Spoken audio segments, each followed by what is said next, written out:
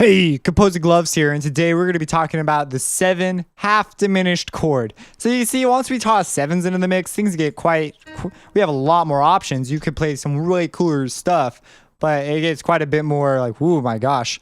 So the half diminished chord sounds scarier, but in my opinion, it's much easier to make. And as far as its application, it's pretty much the same as about as in-depth as the other one. Well, the other one's 2 diminished chords on top of each other. So this one is maybe a little bit easier. So here we make the same concept. A half diminished chord is where we have a diminished bass. So we have diminished chord to start. So like a C diminished. And then instead of double flatting the 7, i.e. diminishing it, we just minor the 7. So it's like a dominant 7, only instead of having a major chord in the bass, it's a diminished chord. So let's make one. So we have C, and now let's make it C diminished. So we have diminished, here's the C. That's what diminished chords are just freaking cool, man. So we have diminished, so we could pull our weird key trick and go to like add an A flat, which is a major third below C, and create this cool, like, I gotcha moment. Or we can, that's just one trick. I just like mentioning that trick a lot. Now let's add the 7. So the 7 is normally B, but as we'd established, we want to make it half diminished. So we make it B flat. So this is a C half diminished chord. Now you might be saying, oh, what about these other options? Like what if I put a C down and augment the 7th or do just weird stuff? Well, I'm not done with my 7ths, first of all. And next, usually when you do that, they relate to other situations better. So I mean, you can come up with all manner of weird situations. And at that point, we've described the fundamental relationships that are like esteemed as things that will accurately describe most any problem.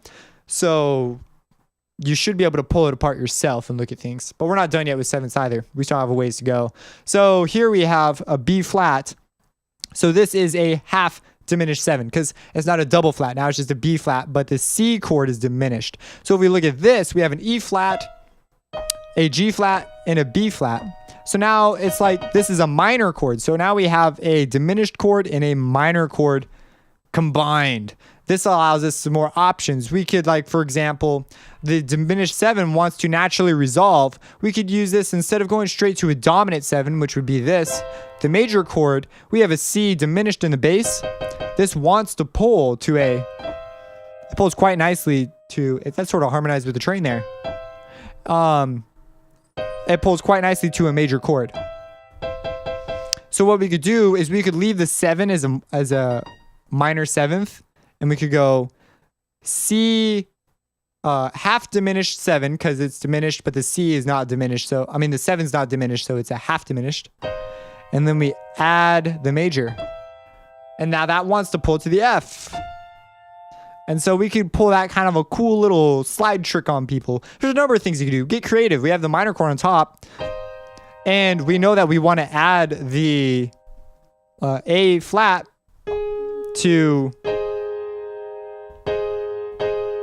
The A flat sounds quite nice in there. What we're doing in reality is, if we look at the minor chord, we're adding a 4. Because think about it. We have E flat, G flat, and B flat, which is E flat minor. And then what's the 4 to E flat? That's A flat. So E flat, A flat. So when you add the A flat in the bass, you've now done the key move trick. And when you move to that chord, so let's say we're moving in this, and then or you could add the A flat in the chord. So we could go, here's the C half diminished. And then instead of transitioning to the major, we could go half diminished. And then we could drop the C completely. That note's ringing out because it didn't send a MIDI note off command. We could go... Now that doesn't sound as pleasant, so you may want to do a chord inversion, which would make it sound nicer. So for example, we could do this. Like you could do all number of other chord progressions. So this is a very, very useful thing. Now I want to make videos about more advanced chord progressions, and chord progressions are just seeing these relationships. Like as you start writing and you get really familiar with your chords, which you're probably going to learn to play an instrument, and you're going to need to do a crap ton of writing. You're going to need to write out like a billion chord progressions, write out the inversions.